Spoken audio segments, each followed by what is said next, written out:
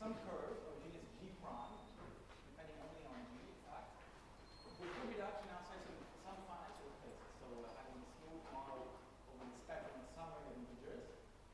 And that was by this construction of the direct partition, which I outlined earlier in my lecture.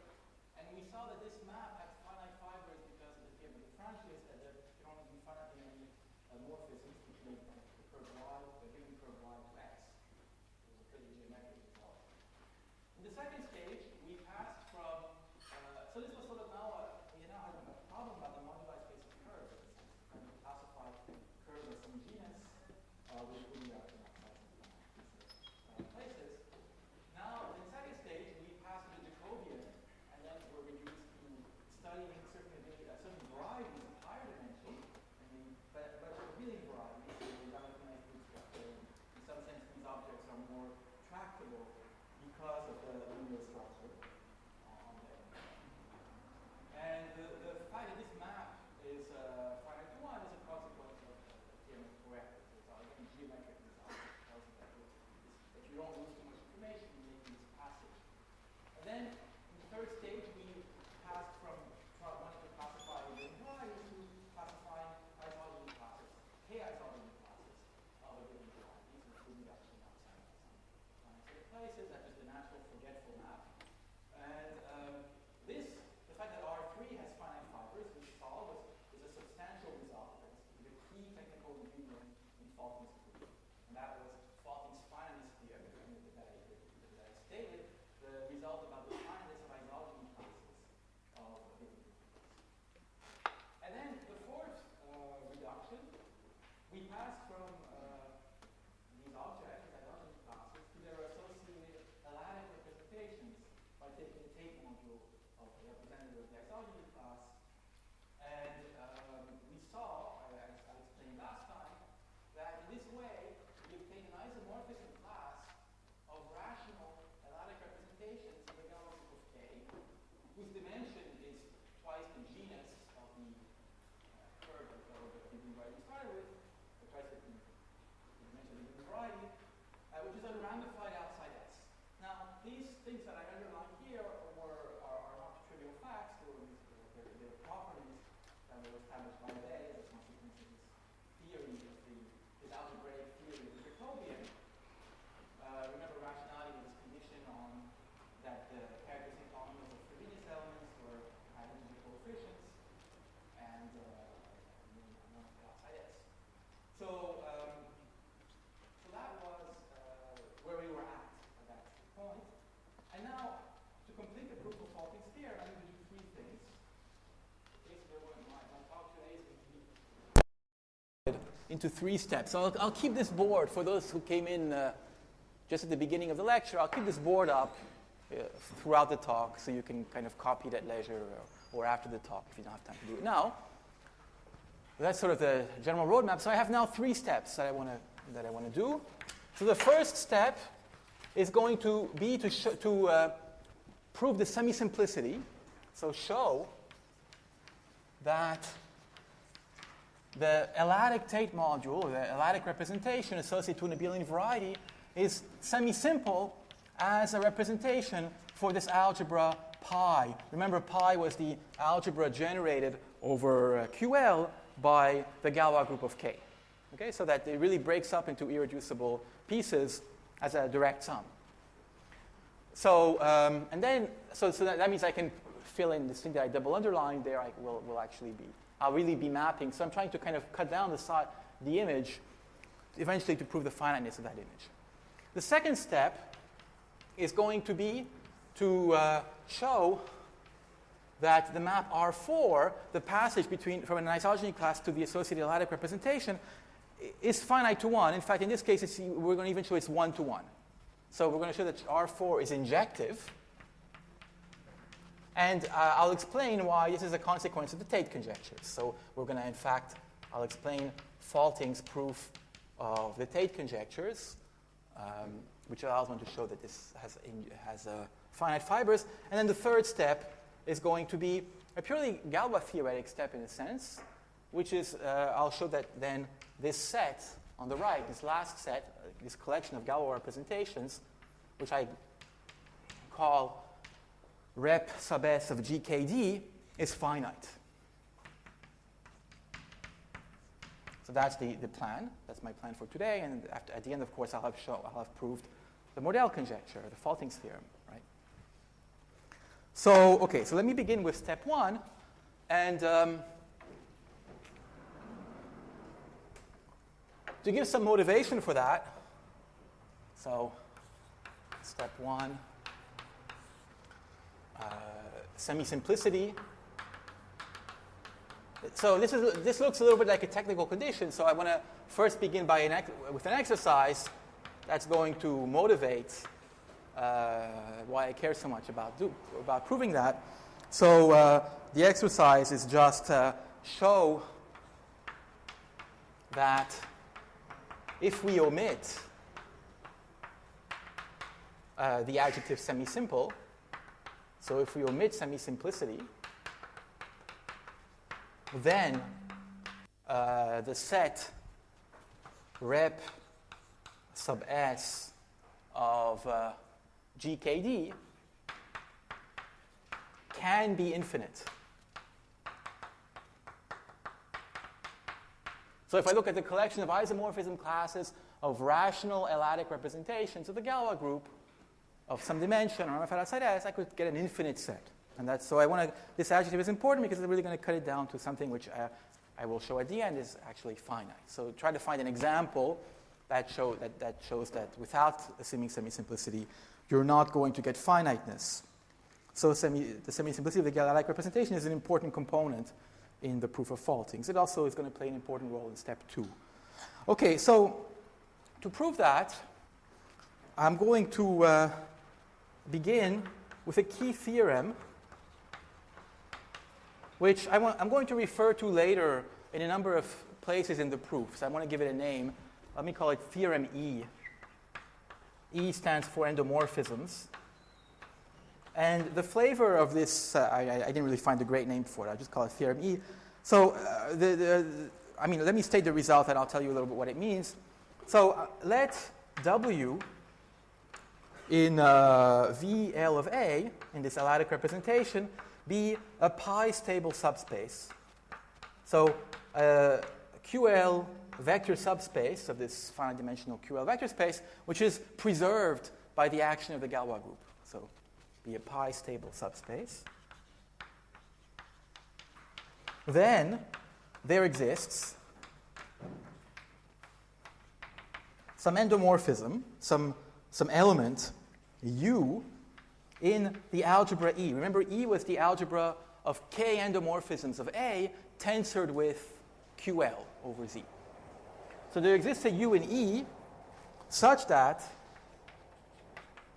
U maps the L-adic representation VL of A to W. So the image of U is equal to this pi stable subspace. So what this theorem is telling you is that it's really a machine, if you want, for producing endomorphisms.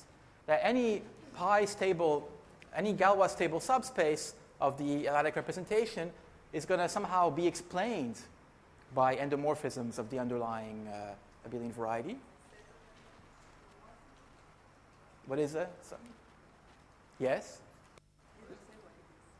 Oh, I didn't say last time what it was? You're sure?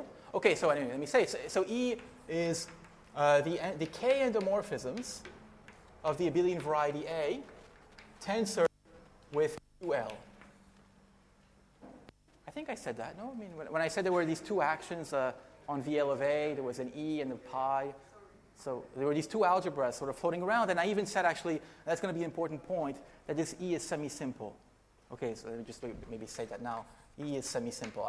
That was a sort of a consequence of the general structure theory of abelian varieties that as representation spaces for their endomorphism ring there. Yeah.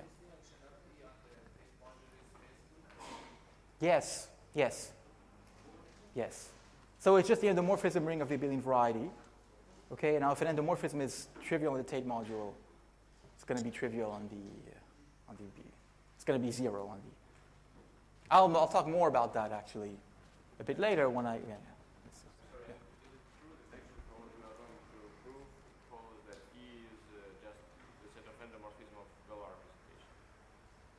No, this is not clear a priori.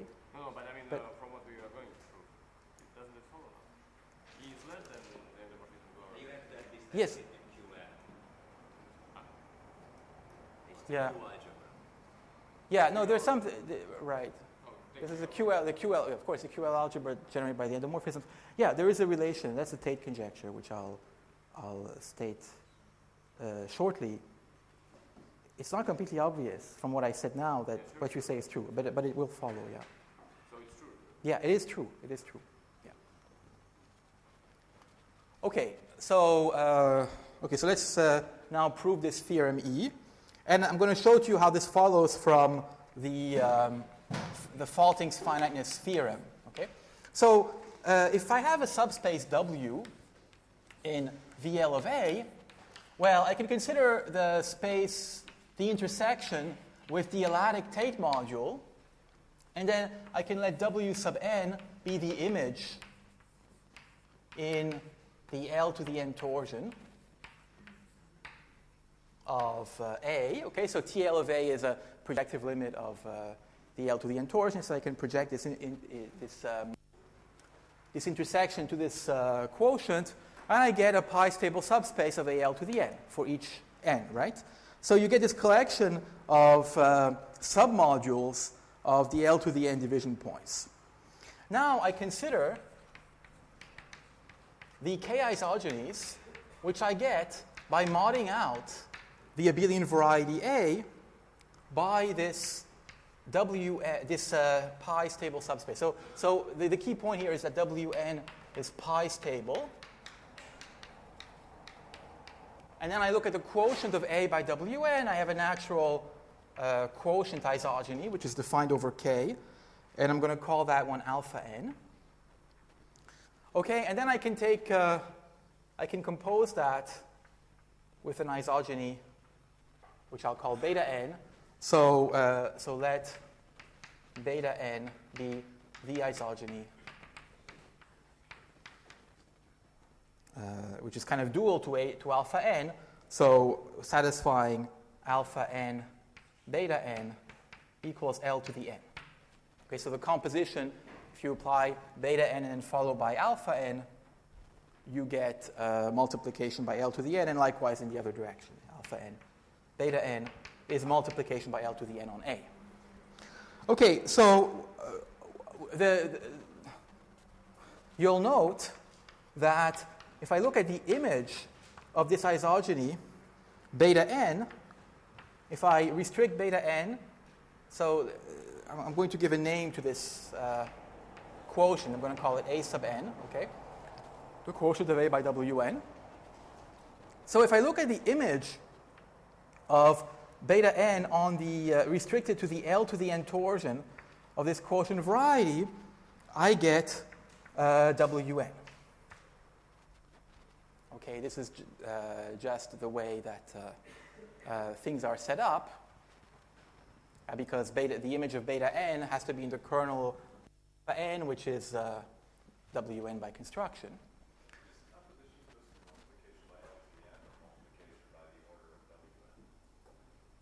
No, I really want L to the n. L to the n. So as a general fact, when you have an isogeny of some degree, you can kind of find a sort of dual isogeny where the composition on both sides is multiplication by the degree. And the degree here is the cardinality of this thing, which is... Or, yeah, I mean, I know, in fact, the exponent of this, which is L to the n. Okay, so just put that. We're going to use it later. So now the key point is that by Faltings finiteness theorem, remember, now we have this collection of varieties AN, which are all k isogenous to A. So there have to be infinitely many which are isomorphic to each other because of the finiteness of the isogeny class. So there exists an infinite index set I, which is n0, n1, etc., such that there's an isomorphism between the abelian variety AN0 and the abelian varieties AI. Okay, so I'm going to call I a typical index that infinite index set. So there exists I infinite such that all these AIs are isomorphic to AN0. And I'm going to give a name to that isomorphism. Let me call it nu sub I. So now you have a kind of, so you have AN0 mapping by nu I to AI going to A by beta I, and then we have this alpha N0.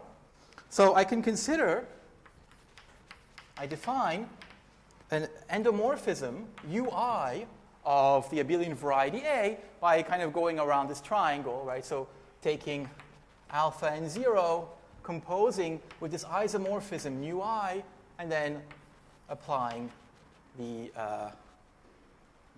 map beta I. So obviously these UIs are endomorphisms of A, are K-rational endomorphisms of the abelian variety A. And we can assume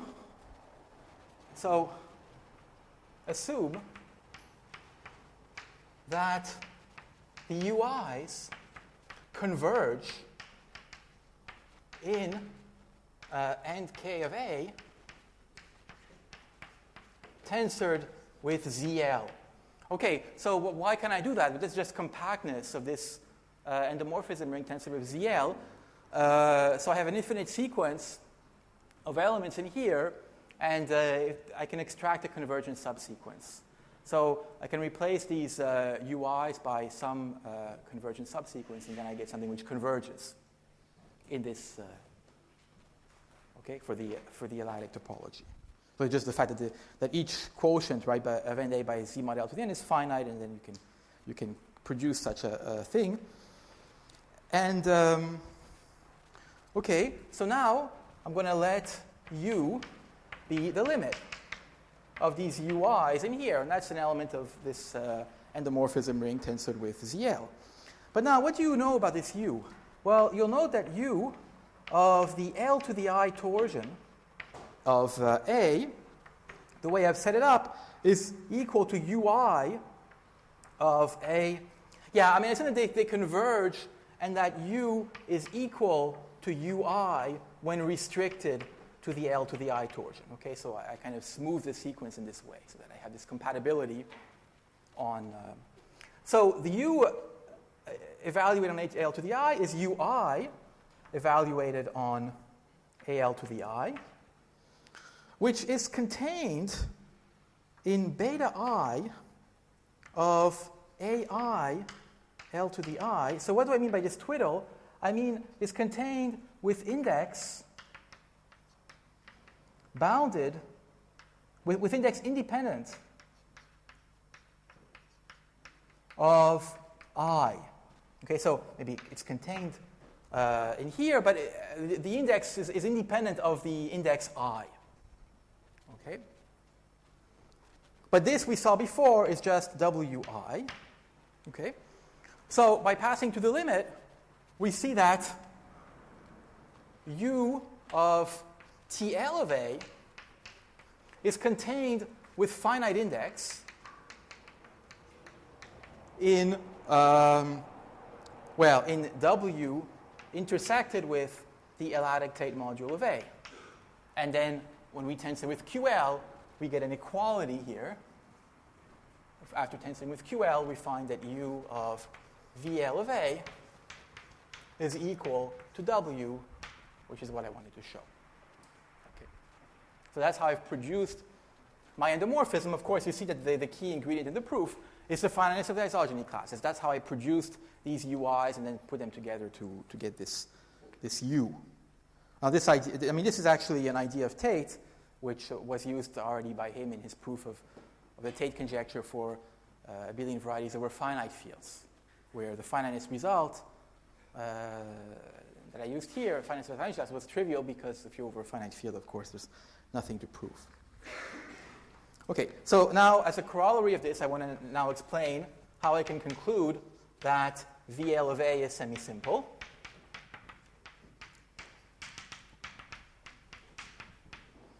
So the proof is to let W contained in the VL of A be any pi stable subspace. Then we can produce, so to show semi-simplicity, of course, I have to produce a pi stable complement of this space W. So, well, I know that by theorem E that there exists an element U in the endomorphism ring, in E, right, and the E tensor QL, with this property that U maps VL of A to W. The image is exactly W. But now I can consider the right ideal UE. So that's the set of all endomorphisms which map VL of A to W, if you want. And because E is semi-simple, this contains an idempotent. So there's an idempotent. I'm sorry, do you mean U and A? Is that an A? Where? Here? No. Above U And, oh, sorry, here, U in end of A, yes. Which is E, yes. Okay, so I have this U in this algebra E, whose image is exactly W. I consider the right ideal UE. Because E is semi-simple, this right ideal has an idempotent generator. It's generated by an idempotent element. So let U0 be an idempotent in this ideal, in UE. So by definition, this is the ideal of all elements which map VL of A to W. So the image of this U0 is exactly W, but now I can take the kernel of U0. So if I let W prime be the kernel of U0, this is a pi stable complementary subspace.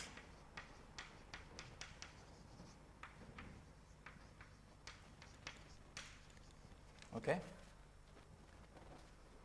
Oh, it's pi stable because the endomorphisms commute with the Galois action.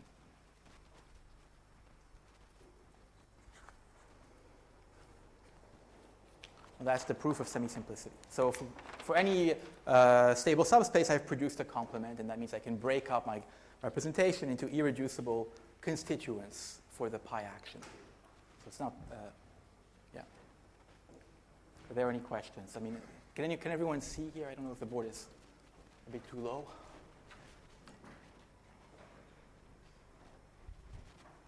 Is that?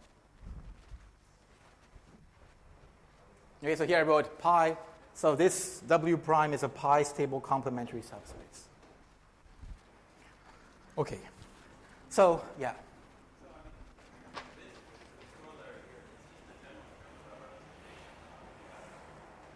Yeah. I mean, at that point, what have I used? Well, the only sort of non-formal thing I've used is the fact that, I mean, that sort of wasn't, is the fact that E is semi-simple. Right, so if you have a semi-simple algebra acting on, you can have another algebra acting on U, and you have this property. Exactly, yeah. Yeah, so you could abstract the result in that sense, yeah, absolutely.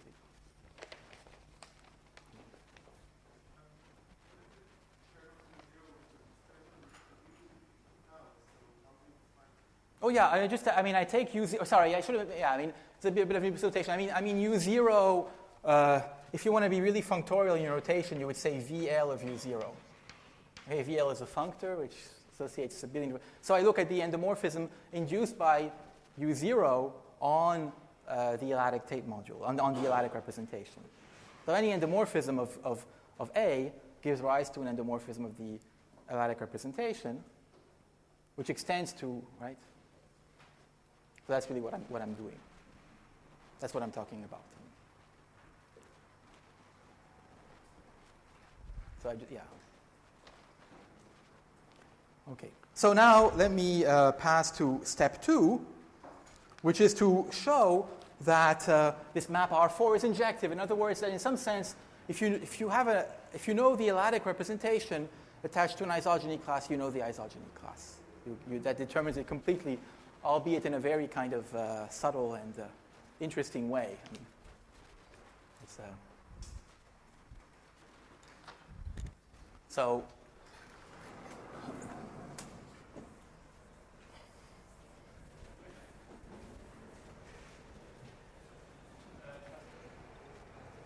Yeah.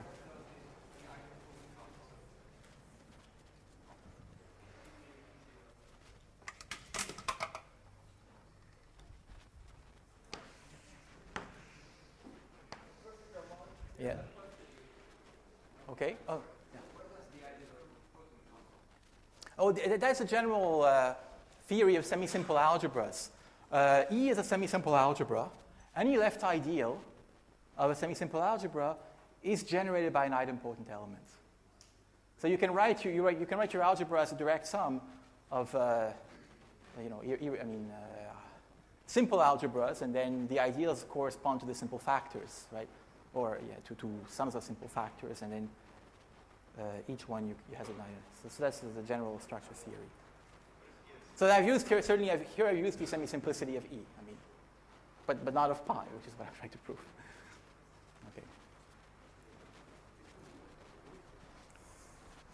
Okay, so now I want to show, so step 2 now is to show that R4 is injective, and I want to make the link with what's usually, what certainly used to be called the Tate conjecture, maybe it still is, I don't know.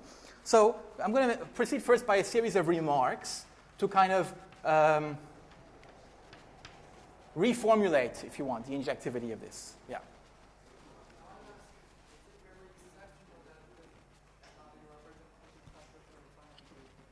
Oh, no. This one never factors through a finite group unless, never. It does not factor through a finite group for any abelian variety. Maybe a simple way of seeing that is that you have the Weil pairing on the Tate module, which means that the determinant of the L-adic representation is a cyclotomic character.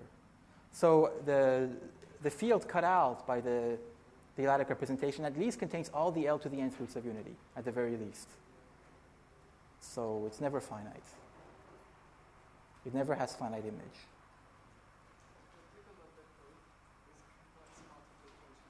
Yeah.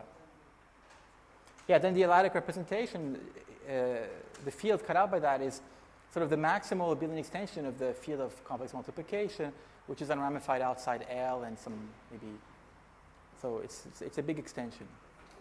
So the question was about whether the L-adic representation could ever have finite image, and the answer is no. And in fact, it's good to keep that in mind, because later when we discussed of course, the finiteness of this rep S GKD, what makes it interesting is that somehow one is looking at Galois representations whose images are very much infinite. Okay, so I want to show this. So the first remark is that it is enough to show the following, that if I look at the homomorphisms from A to B, defined over K, so now A and B are two abelian varieties. I look at the K homomorphisms from A to B tensored with QL, and I look at the natural map from the homomorphisms to the homomorphisms on the L-adic representations. So that's sort of going back to what Gil was asking me about just before. Sort of how? Okay, so if you have a K rational homomorphism from the abelian variety A to abelian variety B, that induces a linear transformation from VL of A to VL of B, which commutes with the Galois action, so which is a pi homomorphism, which is actually compatible with the Galois action. So we have this natural map, and what we need to show is that this one is surjective. Well, injectivity is sort of clear if you think about it for a while. I mean, if you have the if you have a homomorphism which induces 0 on the L-adic representation, it's going to be 0 on the homology, it's going to be 0 on the abelian variety. So this is the usual statement of the Tate conjecture. This is what is usually called the Tate conjecture. And my first remark is that really this injectivity of R4 is equivalent to that. Okay, it's not completely, so it does require a small argument. So the point is this. So if I have two abelian varieties, A and B, whose L-adic Tate modules are isomorphic. Okay, so suppose I have two abelian varieties which have the same, VL of A and VL of B, right, which have the same L-adic Tate modules as pi representations. Then, then what that implies is that there exists an element U. So if I know that, so now let me take this isomorphism. Let me call it I. So if I have some I, which identifies VL of A, VL of B, there's going to be, so this is an element of Hom VL of A, VL of B. It's just going to correspond to it a homomorphism tensored with QL. So there exists a U in Hom K A B tensored over Z with QL. Now, by multiplying by some power of L, I can kind of clear denominators, and I can, so mapping to this identification, right? Now I can sort of clear denominators by multiplying by a finite power of L. And then what you observe is that U, if I look at the determinant of U, so if I take, so for example, a basis of the homology of these abelian varieties and take the determinant of this transformation relative to these bases, this determinant is non-zero. Okay?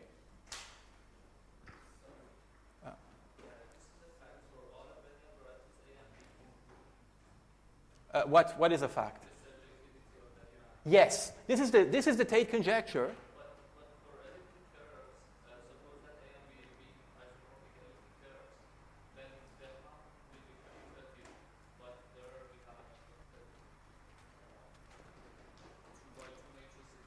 No, but I mean, I put the homomorphism which commute with the Galois action. That's crucial, of course, otherwise, yeah.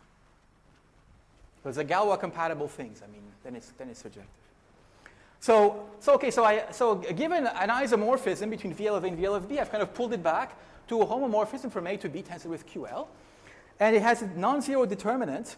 Now, I'm assuming that it actually has ZL coefficients by multiplying by some finite power of L, which doesn't change the fact that this determinant is non-zero. And then I can express U as a limit of, so we can write now U as a limit of UIs for the L-adic topology, where UI is an endomorphism. It's a genuine endomorphism of, it's a genuine homomorphism over K from A to B. So not tensored with ZL. But then, once UI is sufficiently close to this invertible U, it's going to also have non-zero determinants. So it's going to be actually an isomorphism on the L-adic Tate modules. It's going to be an isogeny. So now, if I is sufficiently large,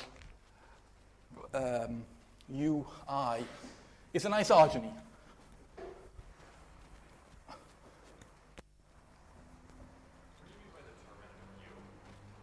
Well, just take a basis for the homology, say, of the abelian varieties of A and B. And then represent your U by matrix and take the determinant of that matrix.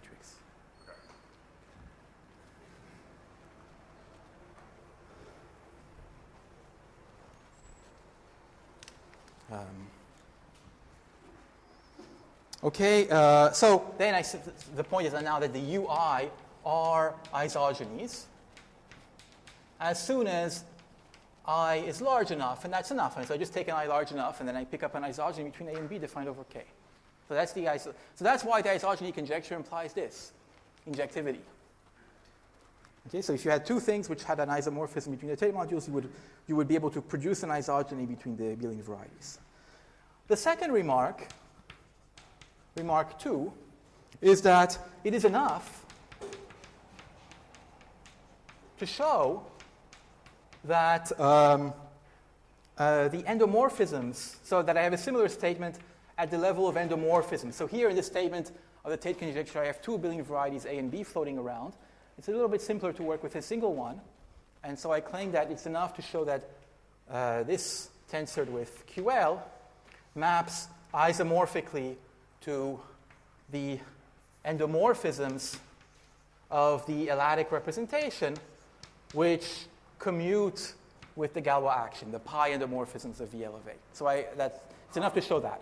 And that's actually a simple observation. It's just the fact that, so the proof of that is you just replace A by A cross B.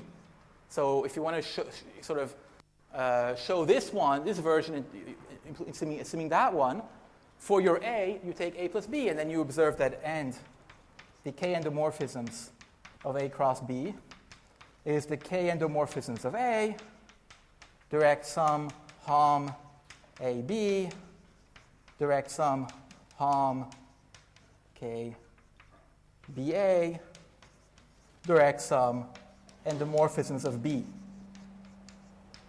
Okay, so if you have sort of isomorphisms, and likewise, of course, for the elatic Tate modules, if you find isomorphisms of these endomorphism things, you're also going to produce isomorphisms on the Homs. So, okay, so now and this is the form I'm going to prove. Okay.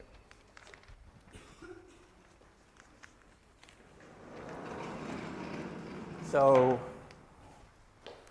now I'm going to prove this.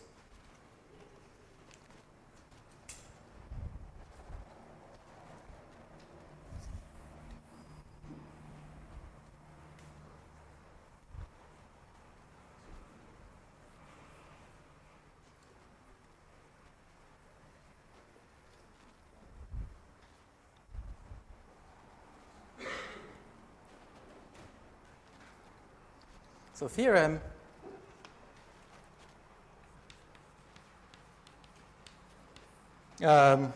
this natural map from nk of A tensor QL to the pi endomorphisms of VL of A is surjective.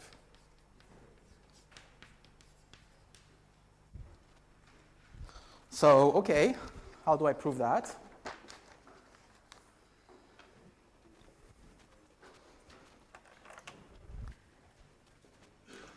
Okay, so I just start with an element phi in this end pi of VL of A. Okay, so it's an endomorphism which is commuting with the Galois action of pi. And I want to, okay, so then I consider the graph of this endomorphism, phi. So I'm going to call this W. So it's the set of all pairs x, phi of x, in VL of A cross VL of A. And so it's a subset of, it's a subspace of the elatic representation associated to the product abelian variety A by itself. Okay, so what you observe is because the fact that phi commutes with pi means that W is pi stable, is stable under pi. Okay, that's easy to check. If you take sigma x, sigma phi of x, that's the same thing as sigma x phi sigma of x, and then that's still in W. So the graph is stable under the Galois action. Therefore, I can apply theorem E, my theorem on existence of kind of endomorphisms mapping to pi stable subspaces means that there exists an element which I'm going to call U. So this is going to be an element of the endomorphism algebra over K of A cross A tensored with QL with the property that U maps the Tate module VL of A cross A to this subspace W.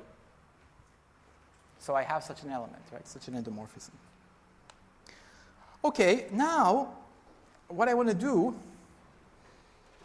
is show, okay, so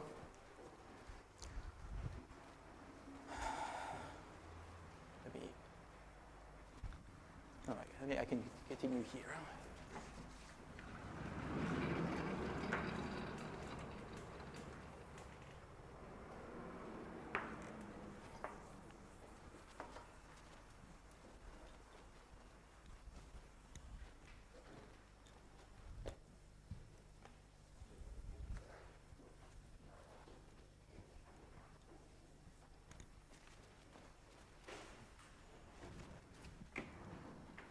Okay. So so I have this U now. So now let alpha be any element of E0. So, or E, I mean, but E0, I just mean the commutator, the commutant of the algebra E in and in end of VL of A.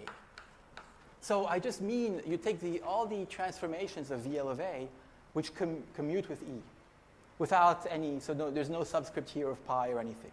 Look at all the linear transformations of VL of A which commute with E. So I take such an alpha which commutes with everything in E. And then I observe that if I look at the 2x2 matrix alpha, alpha, 0, 0, I can think of this as an element. So this one commutes with the transformation U. So here I'm thinking, I guess, of U. So it belongs to here. And I can also think of it as an element of end of A, of the 2x2 matrices with coefficients in end of A tensor QL. Okay, I mean, an endomorphism of the product of abelian variety is just a 2x2 matrix whose entries are endomorphisms of A. So I think of my U as being something in here.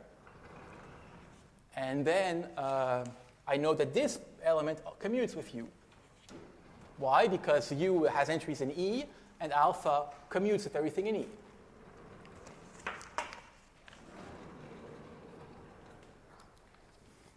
But what that means is that, therefore, hence, alpha, alpha, 0, 0 preserves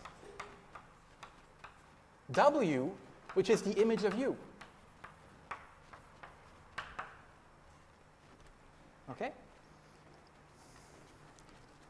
But that implies, so the graph of phi, W is the graph of phi. If it's stable under this endomorphism, that means that alpha has to commute with phi. That's an exercise. So alpha commutes with phi. I mean, so for this implication, I mean, it's a 2-minute exercise, right? To realize that if the graph is stable under this kind of diagonal endomorphism, that can only happen if alpha actually commutes with the endomorphism phi. But what that means, okay, so alpha here was an arbitrary element of the commutant of E. And we saw that if you take anything in the commutant of E, it commutes with phi. That means that phi belongs to the commutant of the commutant of E. Because the argument is true for any alpha in E0, in the commutant of E. And then we use another fact from the theory of semisimple algebras, that when you have a semisimple representation, a semisimple algebra acting on a finite dimensional vector space, the commutant of the commutant is equal to the original algebra. So E is equal to its double commutant. So this is equal to E because E is semisimple.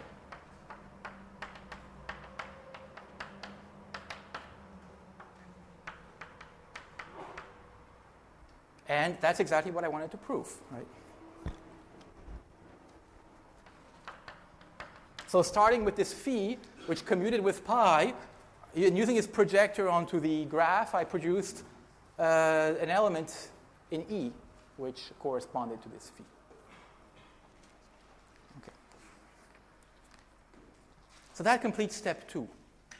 So again, I mean, note that in this proof, again, that the key ingredients have been the finiteness theorem of Faltings via this theorem E, okay, and the semi-simplicity of the endomorphism algebra E.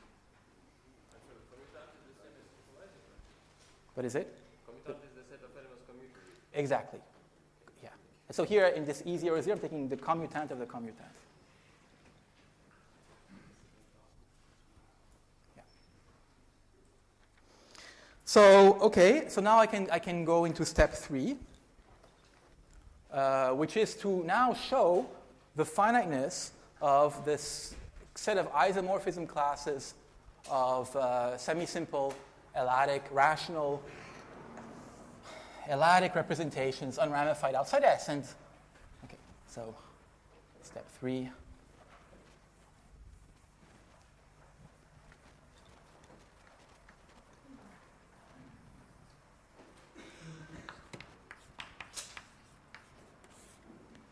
So show that rep sub S gk d is finite.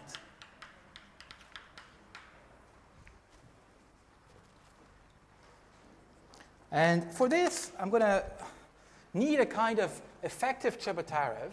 So this is the first theorem I'm going to need. I mean, maybe call it a proposition, maybe. Proposition. This is a kind of effective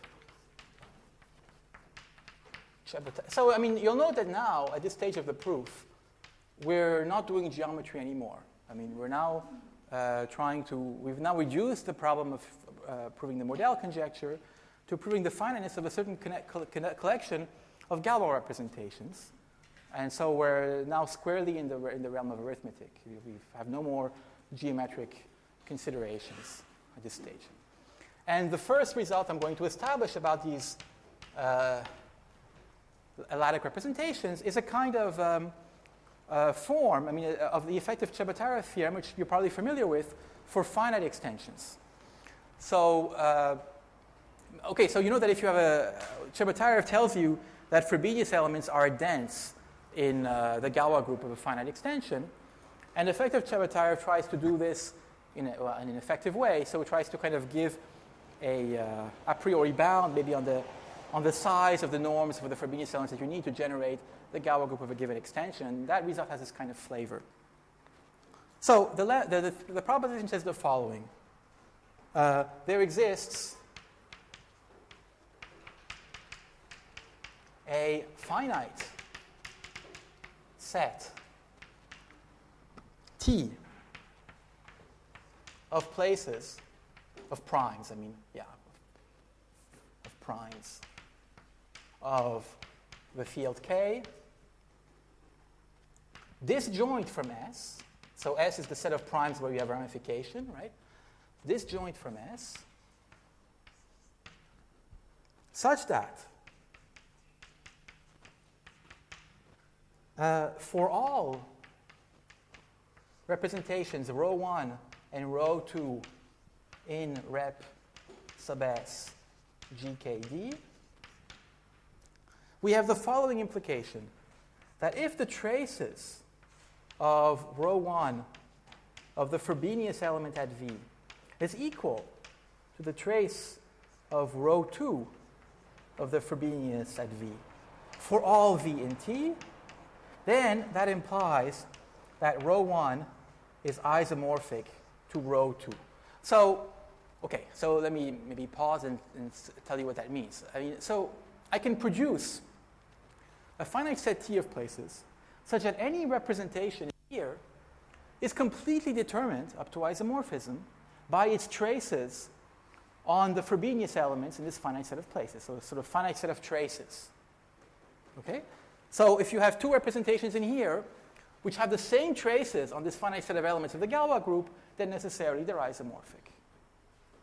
So this is a kind of, okay, so this is a key step towards proving finiteness, because we're sort of pinning down a representation in this set by, well, an almost finite amount of data, right? Namely the data of these Frobenius traces for some finite set. Of course, these traces are in QL, or are in, well, we know by rationality that they're in Z. So that's going to be, yeah, so we're really kind of, yeah, if you're quick enough, you can see how this is going to imply the finiteness, right? And this is the key result. So let's prove this. And to my mind, this is actually the highlight, in some way, of the proof of Faltings theory. It's not the most difficult, by any means, part of the proof, but it's the most surprising, and it's really quite beautiful.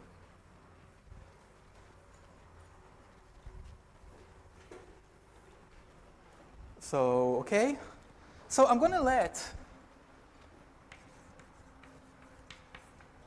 L be the compositum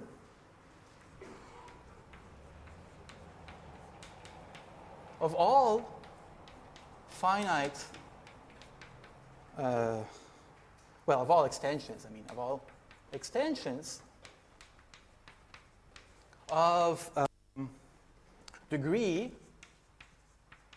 at most L to the 2D squared. You'll see later why this is the bound I take, which are unramified outside S.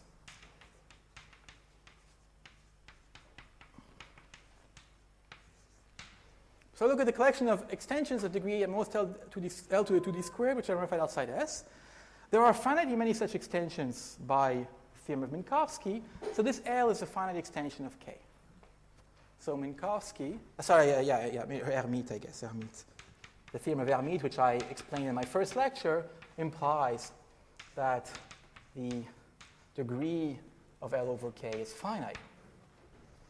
But now, by Chebotarev, the classical Chebotarev theorem for finite extensions tells us that there exists a finite collection V1, Vt, or Vn, I guess, in my notes. So V1 up to Vn, primes of K, such that the Frobenius elements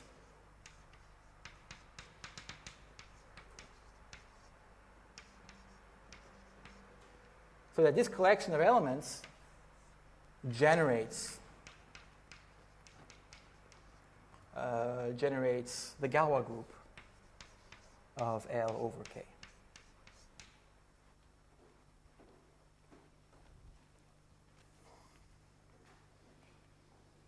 Okay, so then I claim, so let T be this set, okay? So there exists, so I'm going to write T to be this collection of places, and the claim is that this T will do. Why is that? Well, okay.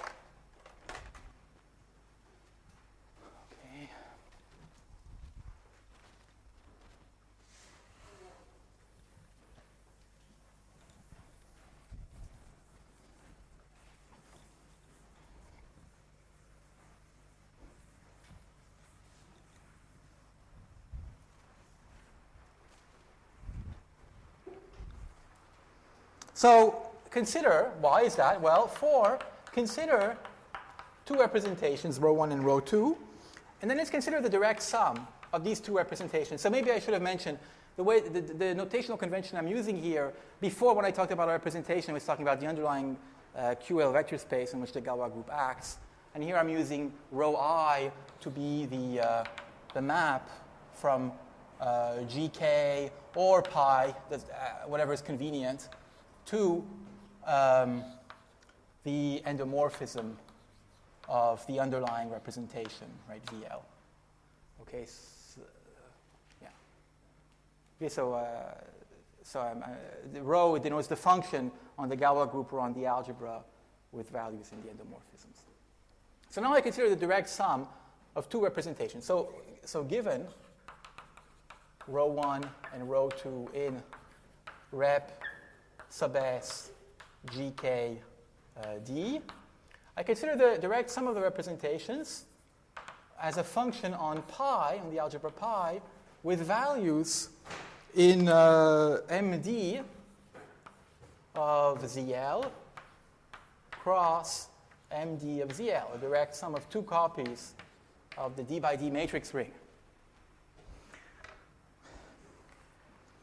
Now, Okay, so now I consider I'm going to call M maybe the image of J. So I'm going to call J this function, and let M be the image of J. Okay, so this M is a subalgebra, it's a sub-ZL algebra of MD of ZL cross MD of ZL. In particular, it's a ZL module, and it's a ZL module of rank at most, whatever the ZL rank of this thing is, right?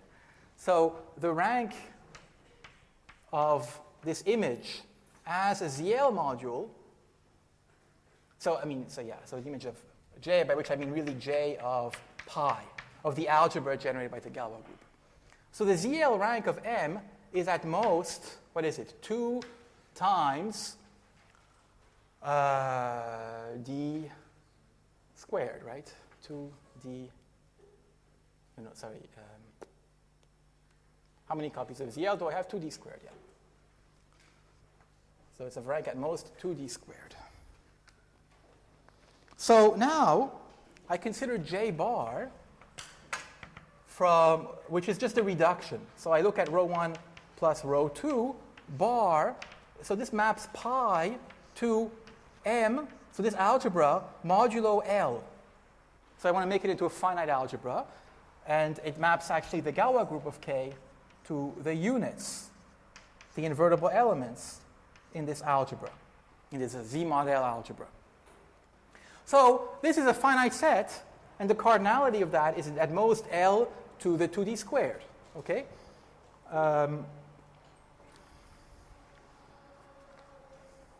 So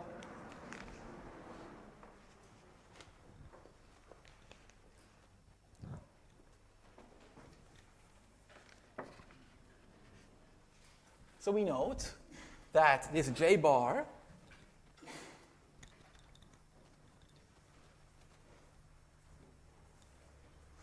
what do we know about J bar? Well, J bar is unramified outside S.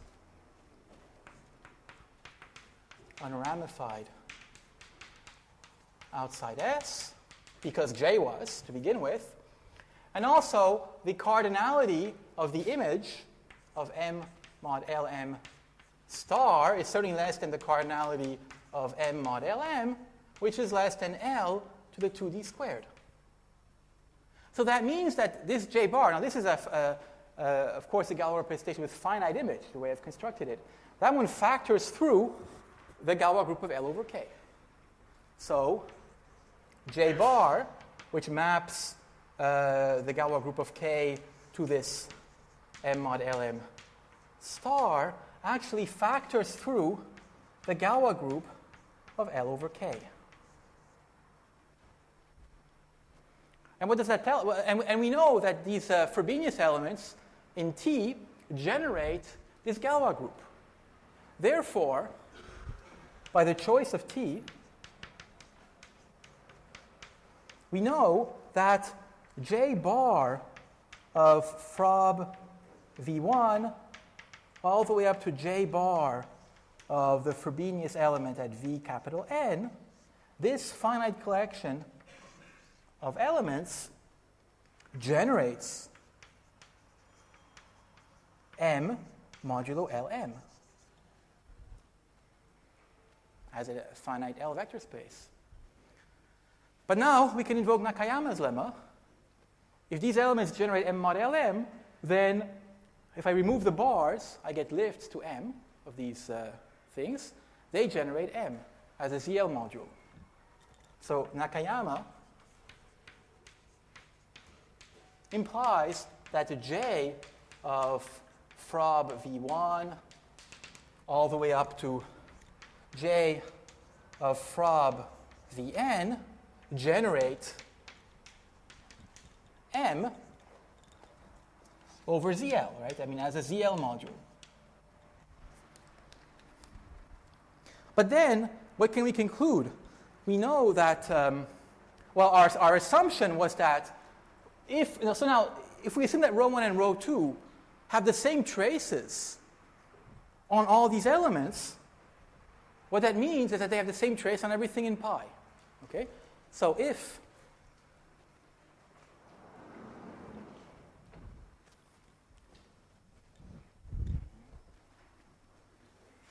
hence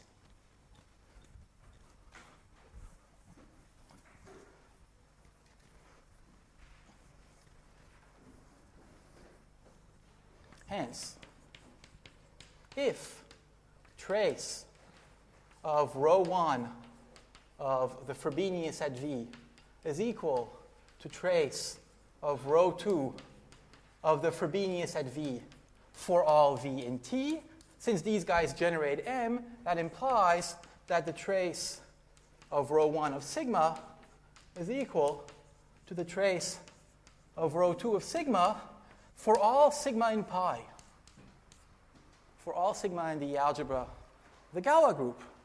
But now you have two representations that have the same traces, and they're both semi-simple. And for semi-simple representation, of course, you know that semi-simple representations are determined by their traces. So the fact that rho 1, rho 2 are semi-simple, and this is the point where I use the semi-simplicity of the representations in rep S, GK, D. Rho 1, rho 2 semi-simple implies then, since they have the same traces, that they're isomorphic. So they are indeed determined by these finite set of values. Yeah. Let's see the Riemann surface. I think there is a theorem which says that there are only finitely many holomorphic maps from C to the modular space of elliptic curves of genus higher than or equal to 2. Mm-hmm. So, if we are going to prove the modulus conjecture for function with over curves, then the first reduction will suffice. Is this true? Let me discuss that after the lecture. It's kind of getting me a little bit outside of I'm almost done now, and we can talk after.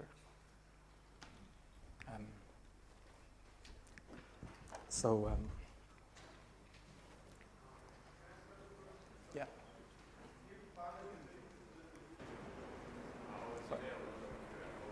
Yes, because that's not a big deal. I mean,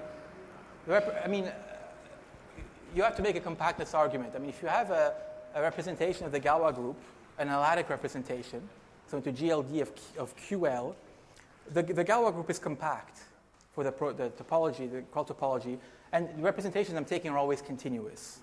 I should have mentioned that. They're all continuous. They come from geometry.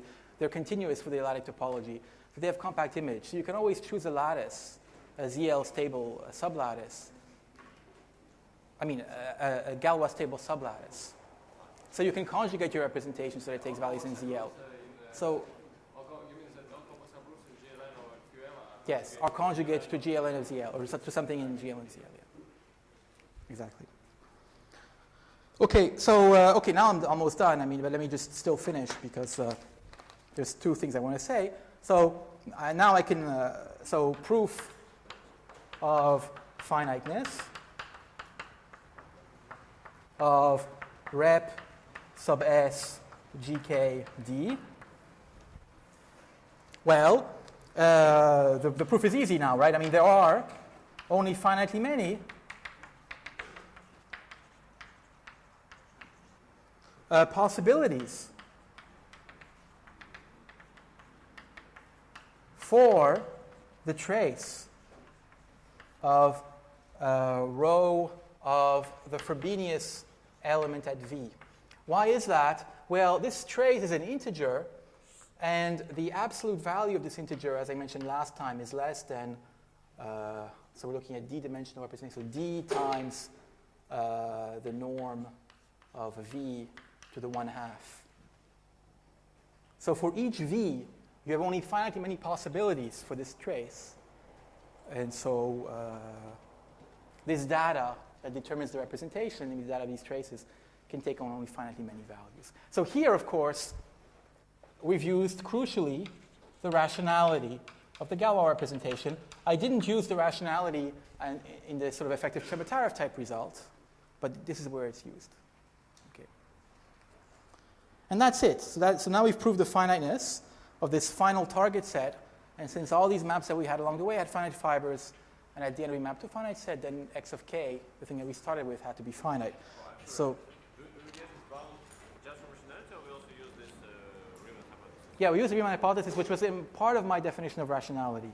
So yeah, actually, last time when I said rationality, I said that the characteristic polynomial had integer coefficients, and I also mentioned that the alpha i's, I mean, actually I said less than or equal, but in fact you have equality, of course, that the absolute value of the alpha i's as complex numbers is the norm of v to the 1/2. Okay, so these are all, these eigenvalues are all in that circle, and then the trace, therefore, is bounded by that. That was part of what I stated for rationality. Okay, so that completes the proof of Faltings' theorem. There was one big ingredient that I kind of glossed over, which was in some sense the main contribution of Faltings, which is the finiteness theorem for isogeny classes, which rests on his study of moduli spaces. So that was kind of taken as a black box. But what I wanted to stress in this presentation is sort of the big ideas that go into the proof and how this question, we start off with a very kind of geometric arithmetic question, can be kind of reformulated in many ways, eventually leading to a problem about elliptic representations. And we'll be seeing this kind of reduction a number of times later in the lecture series, notably when I talk about Mazur's theorem and the Wiles proof of Fermat's last theorem on Friday. Okay, thank you.